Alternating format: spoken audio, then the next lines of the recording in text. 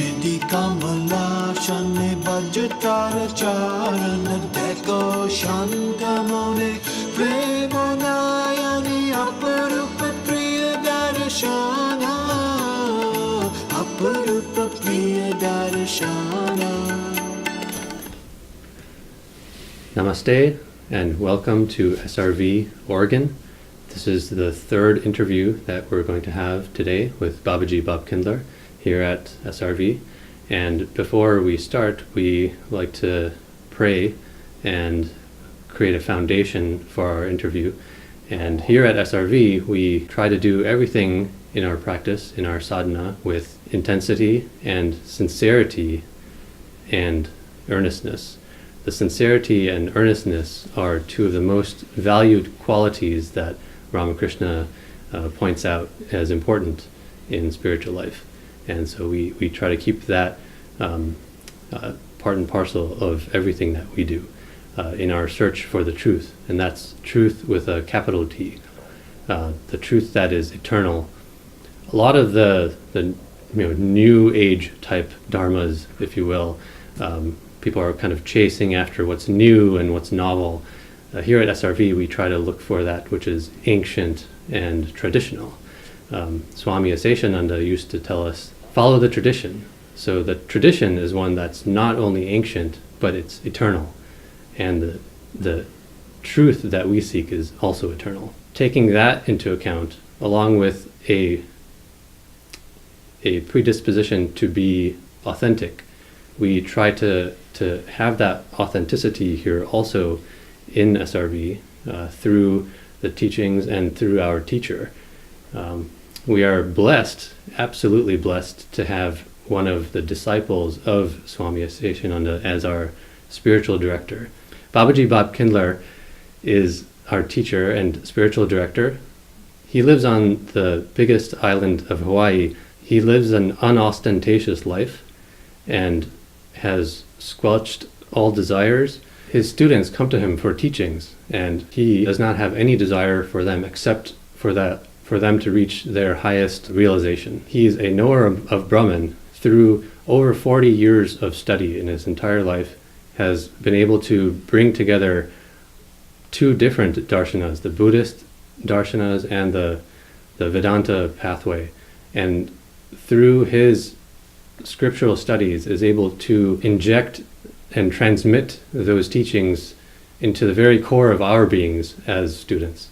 Having a teacher such as this in the West is a definite blessing and something that we do not take for granted. So it is my sincere privilege to be here today to interview Babaji Bob Kindler for the third time in this series. So let me turn now to Babaji. Namaste. And the topic of today's interview, we want to discuss a little bit about dreams, dream visions, and those other subtle realms that are part of spiritual life.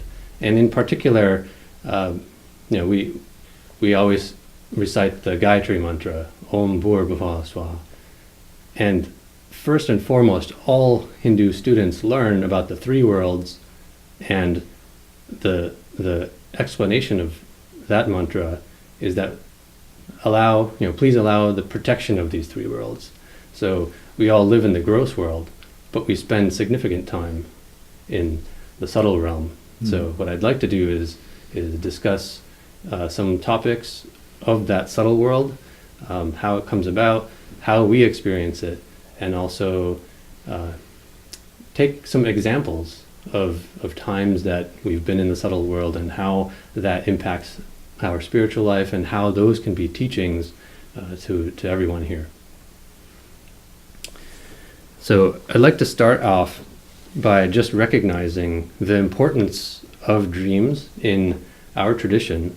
One of our ideals is Ramakrishna Paramahamsa, and his advent here in the gross world in the late 1800s was portended by two different dreams. One by his father Shuddhiram, who went to Gaya and had a divine vision of Sri Vishnu, saying that he was going to come and take take embodiment as his son.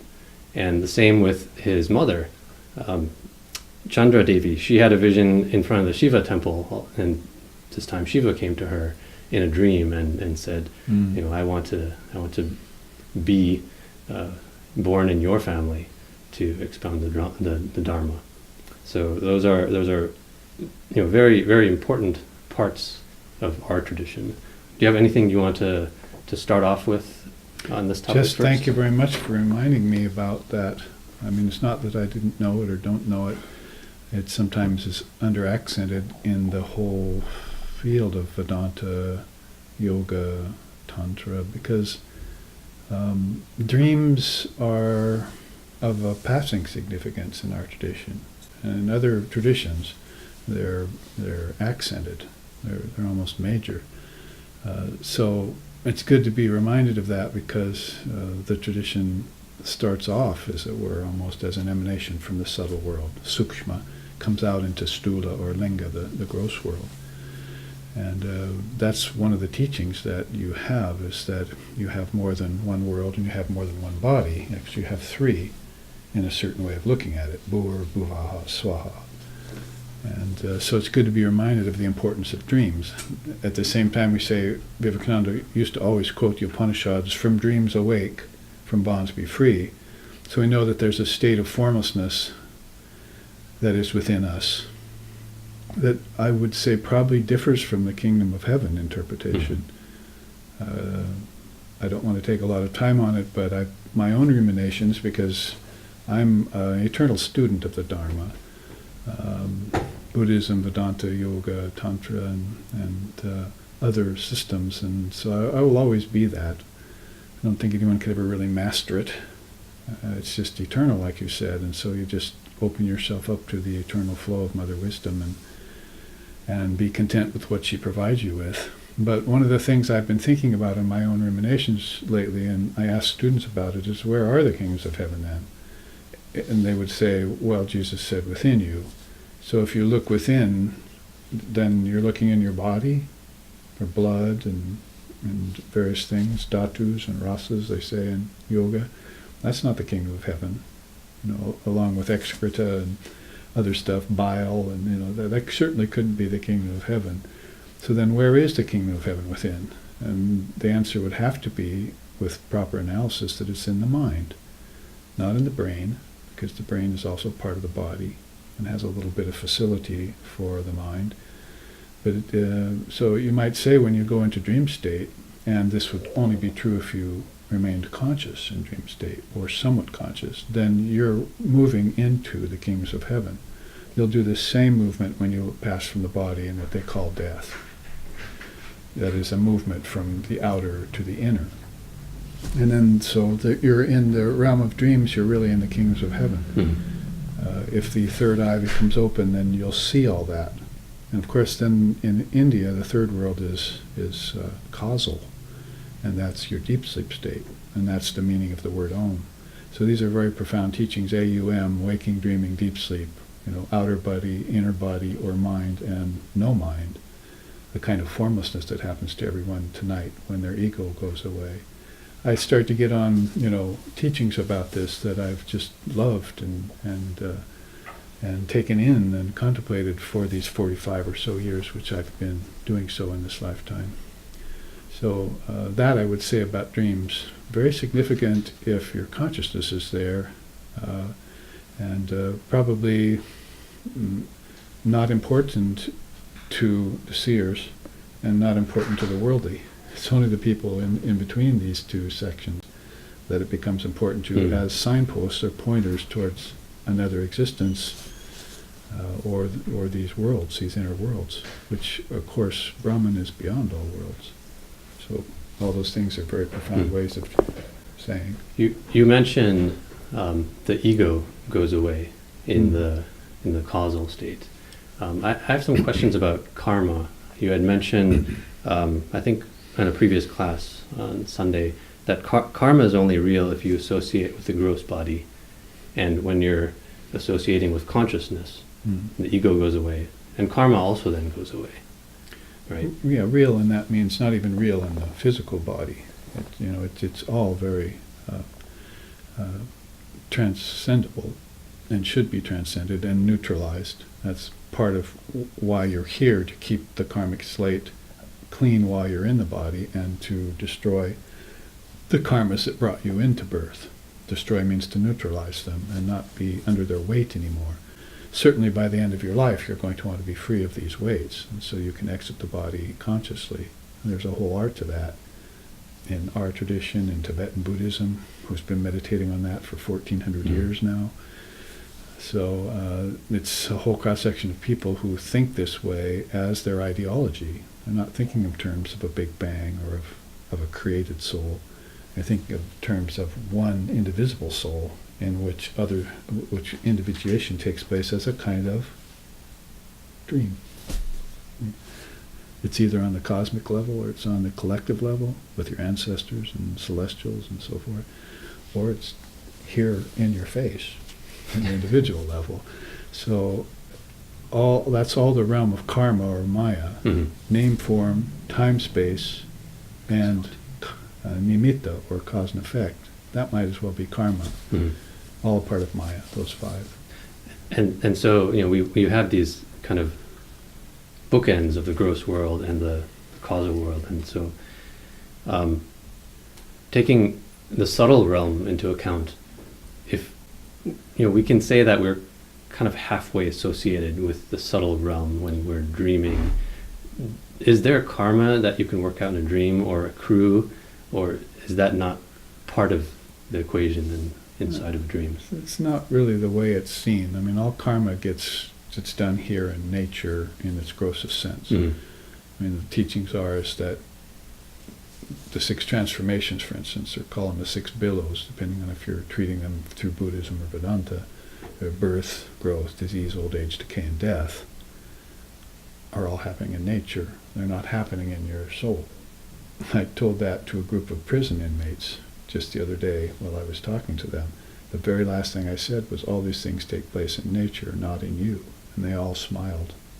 All dozen of them just went, I like to hear that, you see. So the soul is actionless, the soul is perfect, the soul is eternal. There's no such thing as sin or transgression or karma or evil or suffering in the Atman, in Brahman.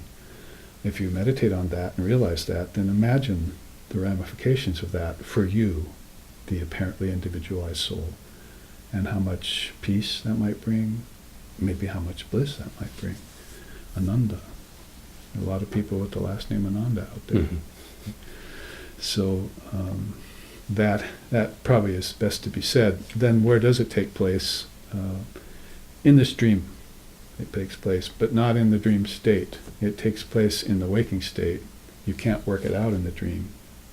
We sometimes quote Einstein, I'll paraphrase him, anything that you create here on this level, any problem you encounter, you've created, you have to transcend to a different level to overcome it. You see, you have to work at that problem from a different level. But that's in physics, in the physical world. So much the same way in our tradition, you can't go into dream tonight and work on your karma. Very unlikely. I mean, possibly an advanced soul could even do that. But usually people have to come back to the waking state and work it out. People reading books about lucid dreaming, and they write me, how do I make my dreams lucid? Because they want to have enjoyment without pain and suffering in the dream state.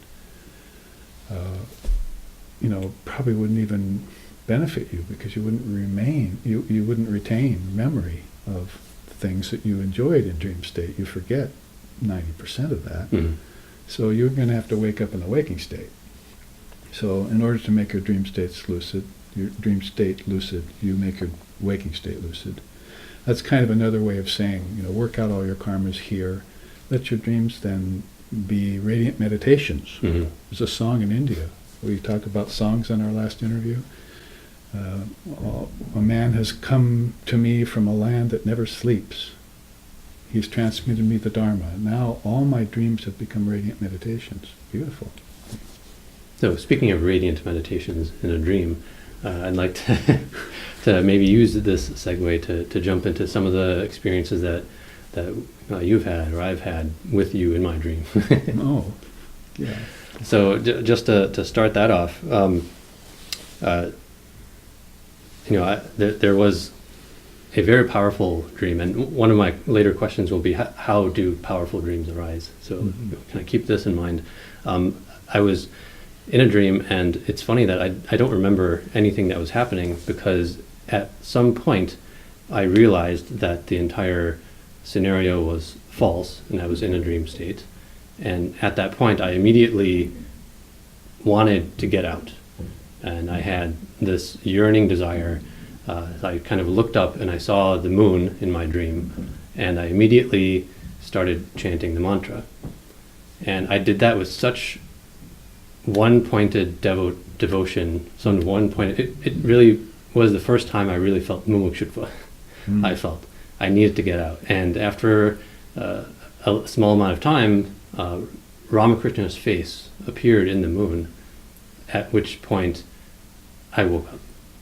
And I was able to get out. And the thing that I kept from that was that really feeling of yearning and desire. And I just wish that I could have that in this world. Yeah, good luck with that. It's good luck with that. So that's the, I think, it's one of the learnings that we can kind of extract from, divinity finding their way into our dreams. And so the question is, how does this arise? And what forces compel such visions to occur? Yeah, thank you again for reminding us of that, because Sri Ramakrishna used to have his students come to him. These were high quality souls. No other souls like these in India, Holy Mother said. His 16 were superlative souls. And as sadhakas, even young, they were superlative. So they would come to him and ask him, and some of the householders too, not just the future monks, would come and say, I had a dream last night. I was surrounded by water on all sides. And Sri Ramakrishna would almost go into samadhi when he heard this, because he was so identified with spiritual consciousness, and it is just like a vast ocean, only, you might say, without any fear of drowning in it. You can float. It's really saline. You might say a lot of salt keeps you up, you see.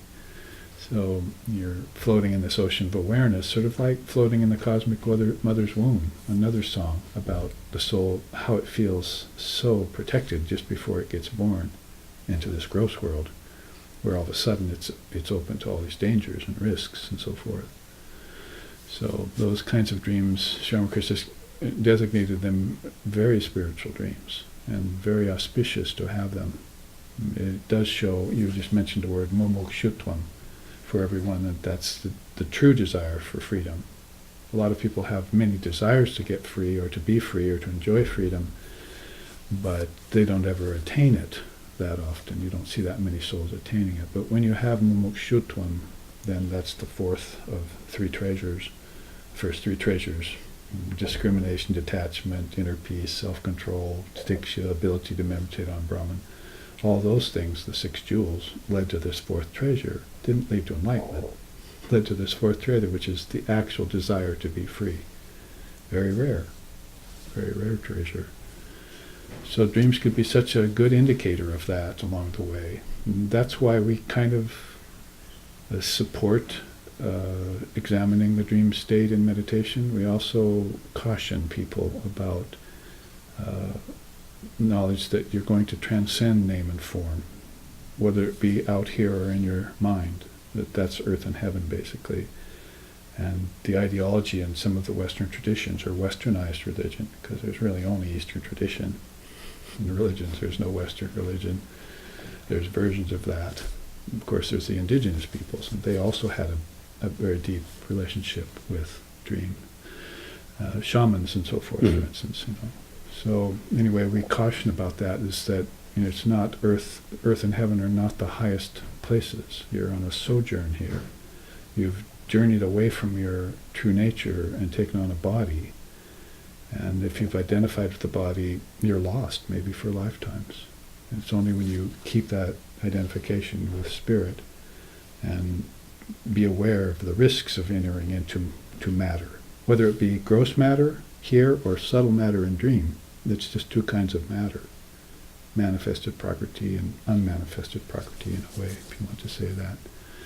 So if that's becoming aware of two of your states of consciousness, and your deep sleep state will then prove to you that you're a formless entity when you lost your ego. Mhm. That's where your ego went away.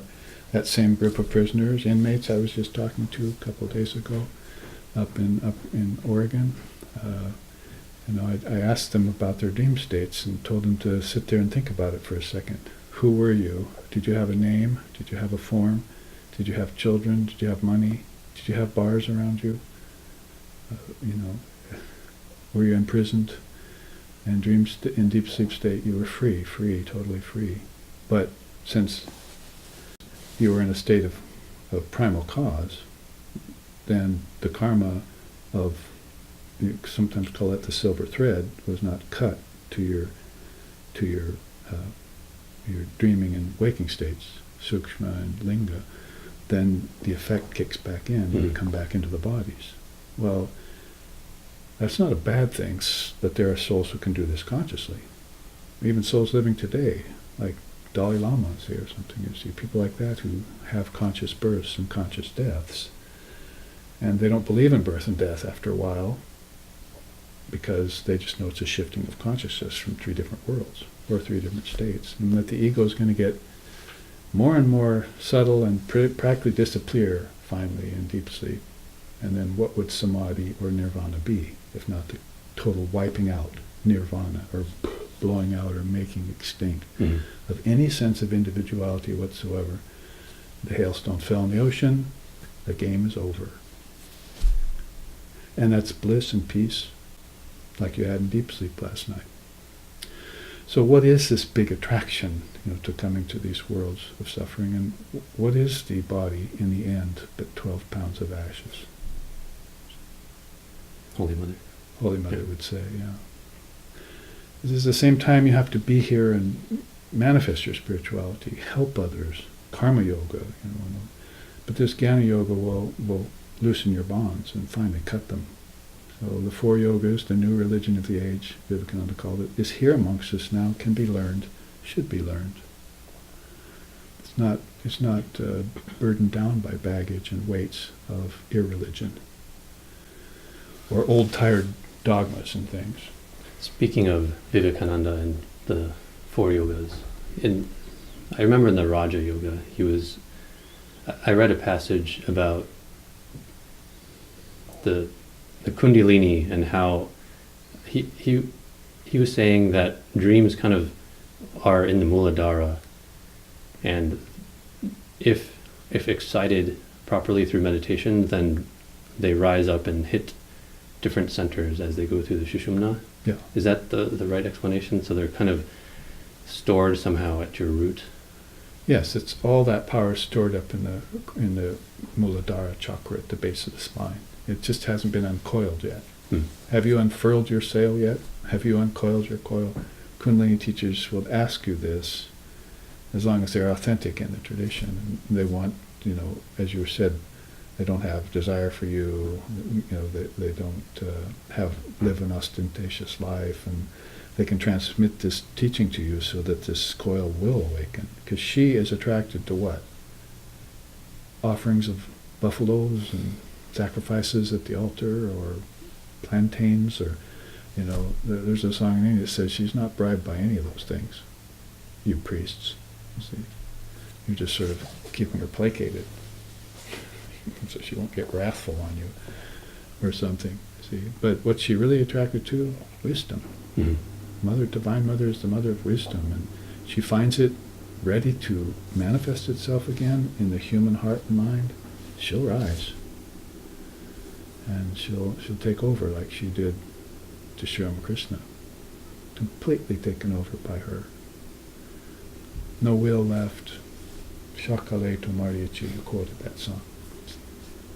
So to explain it in a different way, as we coalesce the 4 yogas, as we allow Mother Kundalini to rise, that may invoke certain dreams, dreamlike states, but those are just along the pathway as she rises. Yes. And they're signposts to kind of point you in the right direction. For instance, 3rd chakra, Manipura they call it, we kind of assign that lower heaven and higher heaven. It's just like you could say Bur Bhuvasvaha, but Bur Bhuvaha is a intermediate realm, they call it, So that might be called a sort of lower heaven, where you have elementals and gods and goddesses of water and fire and Indriyas and so forth, smaller gods, and maybe the ancestors are huddled there. Pitris, yeah. But in a higher heaven, at another level of the Manipura, where the Om is beginning to sound, you hear the sound, and it's opening up this channel into the heart. Whereas if the soul reaches that, there'll be no more rebirth in matter. See? No more birth in matter for me, only emanation from my Divine Mother. Is one of the beautiful songs that our founder, Lexixin, translated of Ramprasad.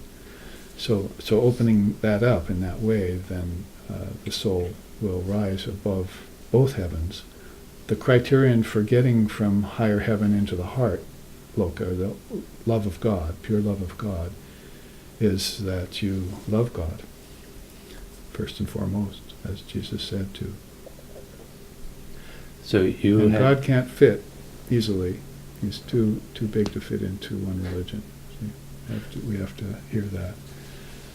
And probably you could say too small for religion to see him at the same time. You had mentioned hearing the pranava, hearing Om. I'm reminded of a story you recounted to me when you were young, and I think you were in Hawaii, sitting on a porch, overlooking the ocean, and you were kind of starting to fall asleep, and you had an experience. Do you want to recount that for us? Certainly. I was actually laying down. I was sleeping out in the outer room instead of in the bedroom because it's cooler and the ocean breeze was coming through. I was living on the ocean, beautiful Hawaiian beach, in an A-frame there. So I was in an outer chamber, sleeping on the couch basically, just with a really light covering over me. And I was falling asleep, and I was keeping my consciousness tuned in to the fact that I was falling asleep, and trying to practice that, taking your consciousness with you into dreams and deep sleep.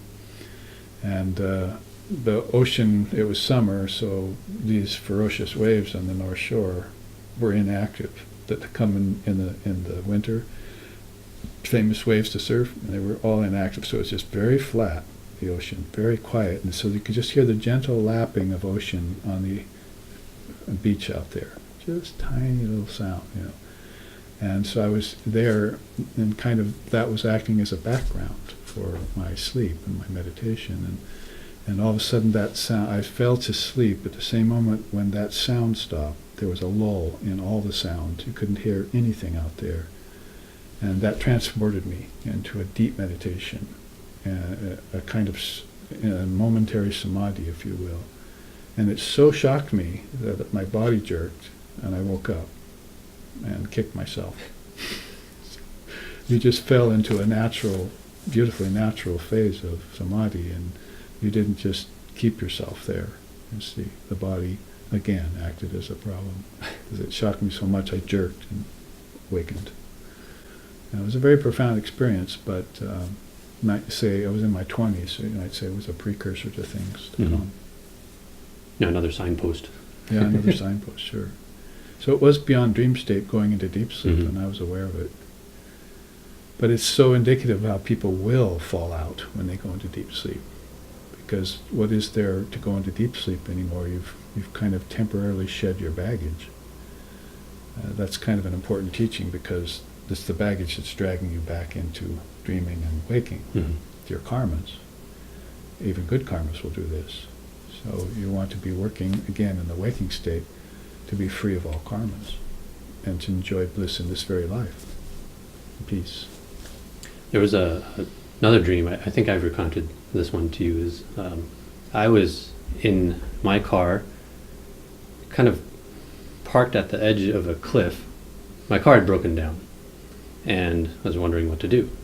And up, barreling in your Chevy, you came, and you blasted into my car, and the car fell off the cliff. you opened the door, you said, get in. Uh, So I got in and we drove off, and that was that was it. how it went. And you know, I told this to you, and Out with you the said, new, in with the old. I got rid of your car, Ma. Yeah, the old 87 Chevy that my mother drove. Yeah. I still have it. Well, yeah, even short dreams like that can have a certain significance. As you get in the same car with the teacher, then you must be going on a ride. Mhm. It's more significant. Maybe you're getting on the back of Garuda, like Narada did with Vishnu, and take a ride into a deeper level of consciousness.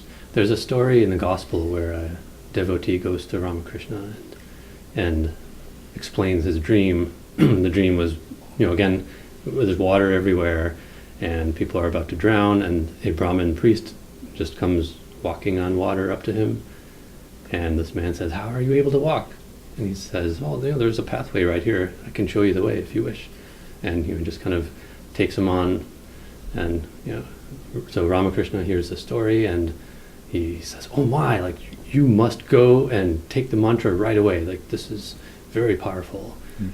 You know, you're already showing signs that you're about to go Yeah. on a pathway. Yeah. Yeah, quick, you must. Mind, Yeah. you must awake. And I think a lot of people pass that opportunity up because of things that are in the way of their thinking process. Doubts and fears, and maybe lack of lack of sense of self-worth. Mhm. Or arrogance. In Westerners, it's a lot of arrogance there. So these things get in the way and they don't take that mantra. They think, I used to use the adage, you know, when I played cello and I started practicing, I became proficient at it and became a classical musician and joined symphonies and all that. You know, I found out, you know, I was never a perfect cellist. So what if I had have said early on, I should not join symphonies, I should not do concerts, I should not play for anyone until I'm a perfect cellist. Well, then no one would have heard any of the music I put out or gotten any delight or satisfaction or inspiration out of the music from this imperfect cellist. It's the same with the guru. There's a mound of imperfections in every soul. But you're talking about the mind, body, ego mechanism. And so in the case of spiritual teachers or seers or gurus, and so you could find faults in them if you look, but those are just in the mechanisms. They've realized the perfect Brahman, or are in stages of realizing it. And so that's what you have to follow. See, whether my guru be old or young, whether he be learned or illiterate, male or female, it's still my guru. I must follow.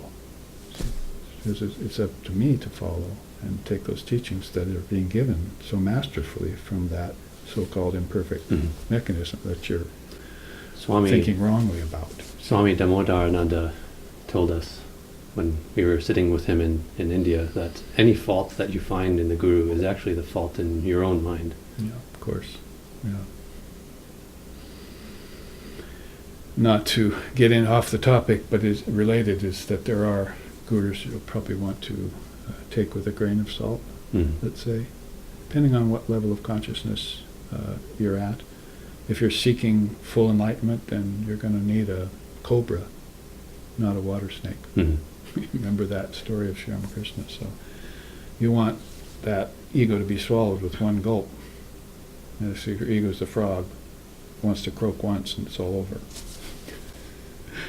Water snake will wrap it around. In fact, I saw that in Oregon here just a few years ago. I was walking in a lake, hidden lake, and I saw this frog that had gotten a hold of a frog that was too big, a water snake that had gotten over, and they were both suffering horribly. Couldn't either give it up or get it down his throat. And I stood there and I walked around the lake, came back an hour later, they were still in horrible agony together. So that's an inferior guru and a disciple that didn't use discrimination choosing the teacher.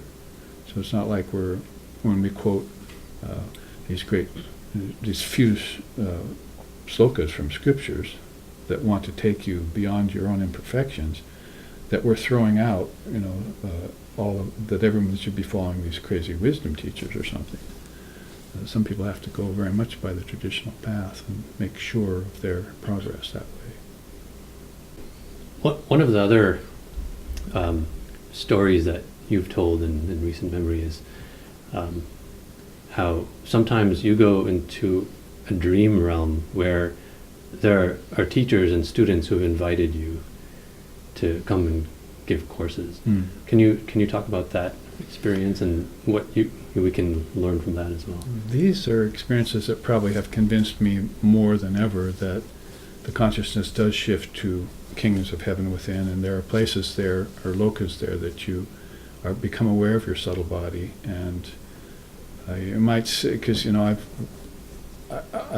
woken up with the Dharma on my lips, and my wife, who is laying next to me, has been saying, you were teaching in your dreams, in your sleep, audibly you were teaching.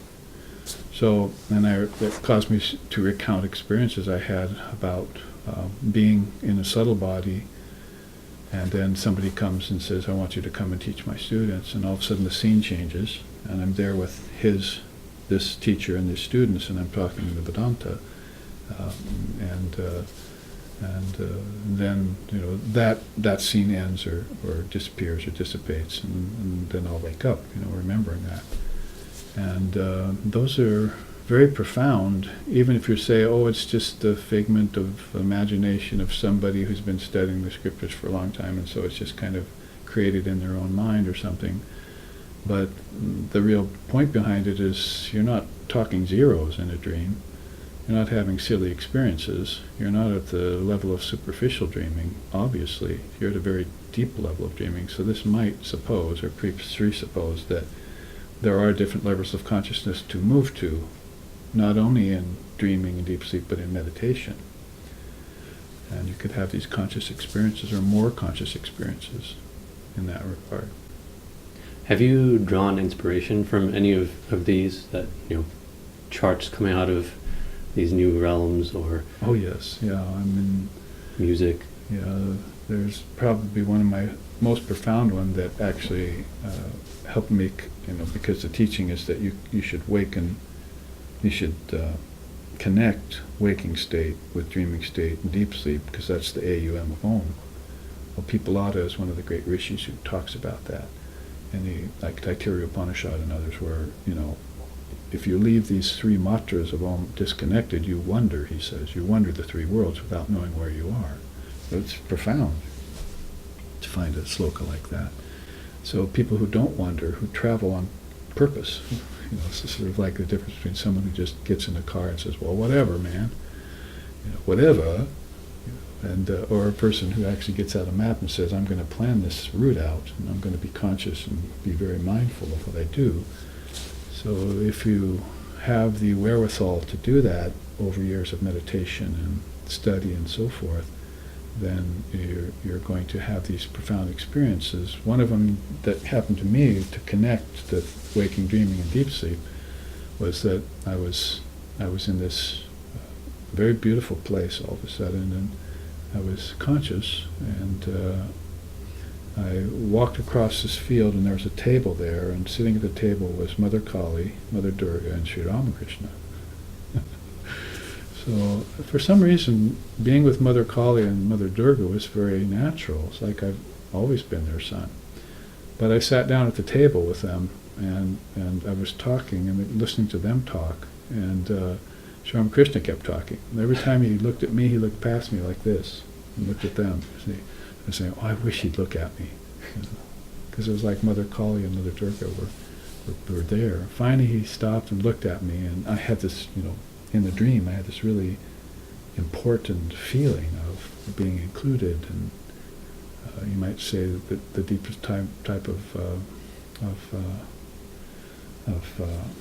confirmation about being one with him. So that was the beautiful part of the dream.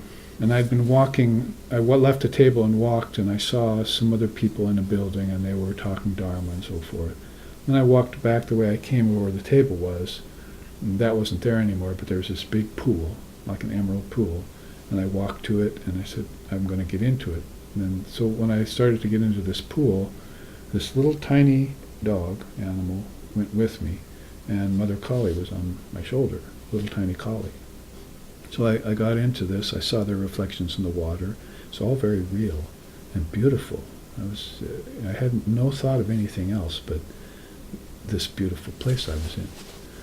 And so when I got in, the dog jumped in and was swimming, and Mother Kali was in the water, and I was in the water, and I stood up and I thought to myself, this is beautiful, I could just stay here forever.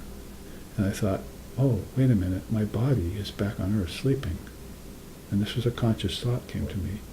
I said, I could give it up and stay here, but this is my opportunity. I've always wondered, I had a hard time getting back in my body. And it's been actually a problem, even in sleep, to get my soul back into my body from dream and from deep sleep. It's actually a difficult thing for me to do sometimes. So I said, here's my chance to, remove that difficulty. I should be able to go straight into my body with no problem. So I think I'll do my mantra, given to me by my guru, and see if I can just wake up right now. Poof. That was it. Said the mantra once, woke up in my body. That was a profound dream. For me personally, because it connected waking, dreaming, and deep sleep in a way that left no doubt anymore. And also pointing toward a future experience where you'll take the outer, you'll take the inner, and you'll take the transcendent and realize they're just one thing. Mm-hmm. That's how Shankara puts it in the scriptures. That's beautiful. Yeah, very beautiful. A personal dream, more not so much with me and my students or interpreting their dreams or something, which our founder, Lex Sixon, was very good at doing. He was part Sufi, as they say. Yeah. And so he became a sheikh in the Sufi tradition, Al-Jarahi.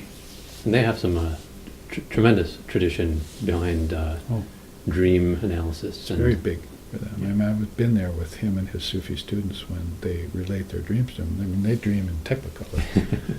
They're with, like, Muhammad, seems like they're with Muhammad in the jeweled palace, Every night. Every night. I don't dream like that. So when these dreams do happen to me, then they're very precious. And you know that they're ultimately unreal because they have form, they have name, you're individuated from your true nature. So the way we teach that in Vedanta is, you're probably at a very high level of dreaming. The high level of dreaming when you came out of deep sleep is where you saw Muhammad, because that's a form. So you're not with Allah there. That's a formless state where there's no individuation. There's no two-ness there. Like nirvana or a sampragyata or samadhi or satori and Zen. I mean, there's no two-ness there, no worlds. So as long as you know this, it also helps you, to take the deepest essence out of the dream, but don't get stuck in the dream. No matter how high it is, it has an importance for you. Go forward with it. Don't get lost in it, but use it as a guide. Yes, as impetus. Mm. You were telling us this morning at breakfast also about a more recent dream with a Tibetan monk that came into your subtle realm. Actually, just a Buddhist monk. Yeah, just a Buddhist. Yes, that's very recent. I've had two powerful dreams in the past 3 weeks. One with Swami Vivekananda and talking with him, and woke up with tears in my eyes and spent the whole morning crying. Just as if crying was the natural state of things. It wasn't like, I was weeping and sobbing. But my face was always wet with tears flowing down the side of my eyes because I had spoken with Swamiji. He had approved everything I'm doing, was in supporting me, and was such a beautiful soul. Just incredible the way he is. And so that was a dream I had about 3 weeks ago in Hawaii before I came here. But the dream I had of the Buddhist monk appeared to me and said, did you know that SRV is attached all the way back to my lineage in Buddhism? Yeah, the Buddhist lineage. Yeah, and I remember that there was some mention of Swami Vivekananda having been a famous Buddhist teacher 1,000 years ago in the Ajanta caves or something like that. You see, in our tradition there's a mention of that. Maybe he made the mention. So I was thinking, well, that's not so different. Buddhism and Vedanta are one and the same. They're India. And nobody can take the India out of Buddhism, no matter how much you try. So in that regard, then I then asked this Buddhist monk, why is there not much music in Buddhism? And he said, well, actually, we don't really compose songs so much. We have the scriptures and we chant them, so there's some melody there. Let me chant you some of these beautiful Buddhist slokas. So he started chanting them to me in the dream there.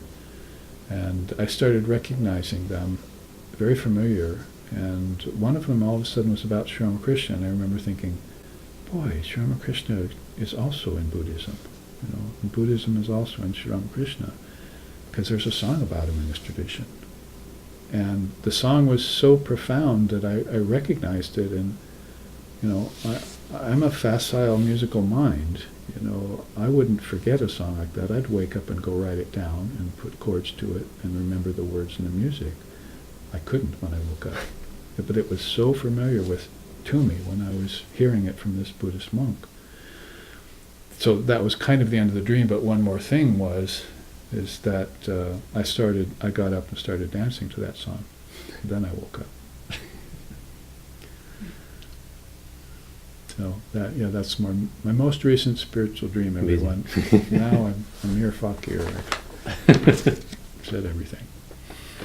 I had a question about, you had mentioned lucid dreaming, but I'm kind of trying to understand, is there an agency or a gradient of agency that you have between the gross world, kind of going down to subtle world, and then completely gone when your ego is gone in the causal world? Is there naturally a sense of, maybe that's the ego or ahamkara that's starting to go away gradually as we drop down in these the other states? Is that? I think it's just completely natural that happens. As we see out here, the inflated ego, it's, as Sri Ramakrishna said, they never think of God even by accident. So they're shutting out all the light, and on purpose, or maybe just out of rude ignorance. So, that's why maybe people who are under the influence of Vidyashakti, very heavy, dense Maya, even they have powerful experiences in dreams sometimes. They see through the veil because of some freedom from the gunas, or some diminishing of the karma that's around them when they're in their waking state, and all of a sudden they have a vision. They wake up, of course, forgetting it, or doubting it, or not remembering it completely. So that would be the ego at its thickest condition. And then, of course, you begin to thin it out. And best to do this through practices, because it'll go away almost completely through practices. But if you just let these processes go on, it'll come back, sometimes fully inflated, and then all of a sudden, and the two poles of ego, we say, is just absolute inflation and arrogance, and the other pole is no sense of self-worth whatsoever. And it bounces back and forth, and this is according to the experiences it has. If it has good, affirmative, pleasurable experiences, it tends to think, I'm a god, I'm the best thing in the world, and nothing can ever hurt me, and then all of a sudden has the opposite experience and deflates quickly.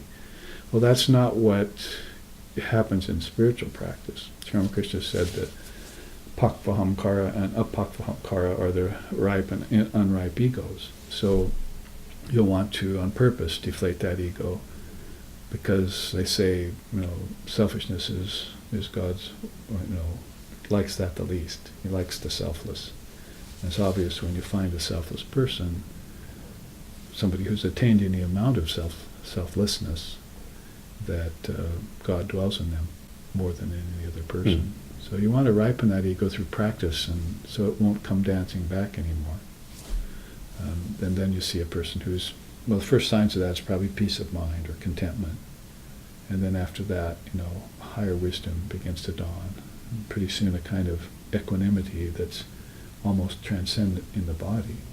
They don't react to anything anymore. The worst calamities don't bother them. Whether they're on the world scene or to themselves, they just stay in an equal state. As if they've realized all of this is a dream on two different levels. that's just laden throughout the gospel everywhere. How, this world is just a dream. Let it go. Mhm. And even you always tell us Sri Aurobindo is telling us that this is dream number one. This is dream number two. Ramana Maharshi. Ramana Maharshi. I'm sorry. Yeah, Ramana Maharshi. Dream number one, dream number two. He's probably the best example of the most recent non-dual manifestation on Earth that we know of, at least in a wider perspective. Mhm. Ramana Maharshi was undeniably Advaitically realized.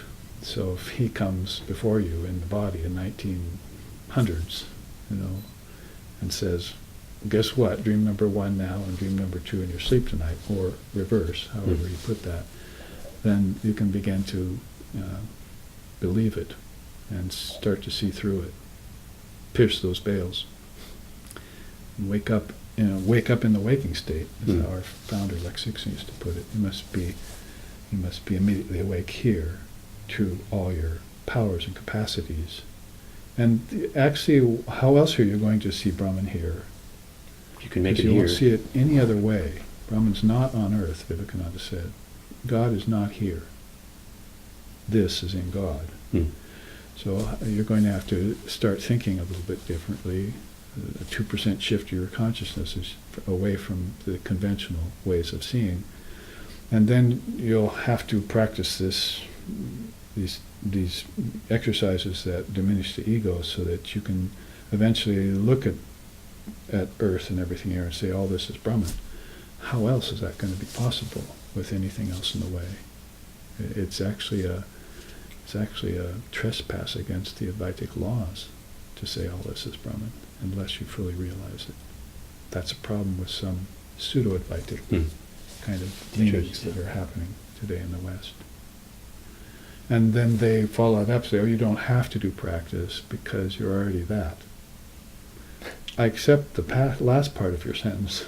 You're already that. But you have to realize you're that, and the best way is yoga, practice. Yoga and Vedanta have always had this close relationship, and so have Tantric Buddhism and practice and so forth. I'm reminded, I had written down one of the stories from the Gospel. Master had asked M had been dreaming. Master asked M, do you ever dream of me? And M said yes, or many times. And the Master said, how? Did you dream of me? What did you do in the dream? Did you dream of me giving you instruction? And M was very silent for a while, and the Master knew what was happening, and he said, if I've given you any instruction in the dream, know that it is Satchitananda himself that does this. Very good point. And I had an email from a person just 2 or 3 days ago. So he wrote and said, well, you've been accompanying my dreams a lot lately, and you've taken me to Dakaneshwar, and you've taken me to Vrindavan, and you've fed me with your own hands, foods, prasad. And I want to thank you for this because it's changed my whole life. Well, so was I really doing this in this dream? I'm not aware of it, I have to say. If I wanted you to believe in the supernatural and the sensational, I'd say, yes, I did that, I was there. I wasn't doing that. It was Satchitananda that was there taking my form, because he looks at my form and sees spirituality, basically. So this, we don't want to clutter up the traditions with mysticism and sensationalism and mystery mongering and drama rather. Yeah. You want dharma instead of drama. So we must be honest about this, and Sri Ramakrishna's saying there is right on point. Satchitananda comes and takes forms just like he's doing everywhere. Mm-hmm. It's doing everywhere. But in this case, it's at a much higher level, and there are souls involved, not just bodies and egos. There's the other story of the person who ran up to Holy Mother in the train station. Yeah, beautiful. Right. Saying, you were the Sita in my dream. And yes, you were my Janaki. Yeah. Yeah, that was a beautiful story. And she took him aside. It's a crowded train station even back then. We know what it's like now to go through Howrah Station if you're traveling. But she took him aside and said, well, what did I say to you in the dream? This is called swapna siddha, getting initiation in a dream. It happens a lot in India to people, not so much here because mantra isn't really in our consciousness. So she took him aside. What did I say in the dream? He said, well, you gave me this mantra. She said, almost. You almost got it. Let me correct a few words. That was the mantra I gave you, which shows that you need a teacher because you could hear the mantra wrong and be saying it wrong for years. So you need clarification of a teacher.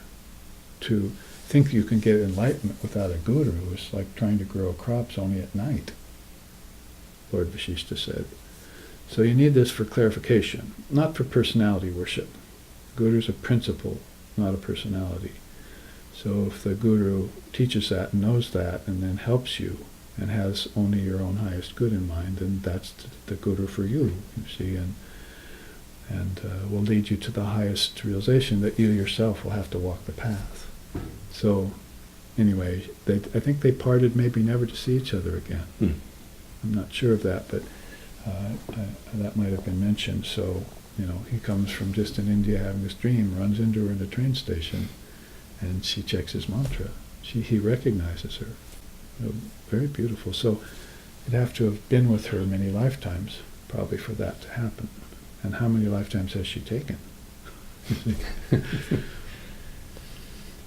Not that many, probably. Yeah. Not predisposed to come into the body like others are. So we're near the end of our hour here, and we've recognized that dreams are definitely, divine dreams are definitely a path, and signposts, we've said many times, kind of hinting at we are on the right path. So I want to thank you for sharing some of your stories and suffering some of my stories. Yeah, thank you for getting together and talking about our dreams together, but it wasn't on the usual level. People talk about their dreams all the time, even dreams they haven't had yet. Oh, I'm dreaming, I want this. These are dreams that have been had, and we've been sitting here for over an hour speaking about them as principles of the spiritual path that are the fruits of practice. So I thank you for sharing your dreams with me. Yeah. Including this one. Yes. Yes, thank you for this one too. So we'll end with a chant. Yeah. Om Bhur Bhuva Swaha Tat Savitur Varenyam Bhargo Devasya Dhimahi Dio Yo Na Prachodayat. May we always and forever meditate upon that radiant effulgence that resides in our hearts and minds eternally, and may that one blessed presence protect us and protect the three worlds forevermore. Om, peace, peace, peace. Chida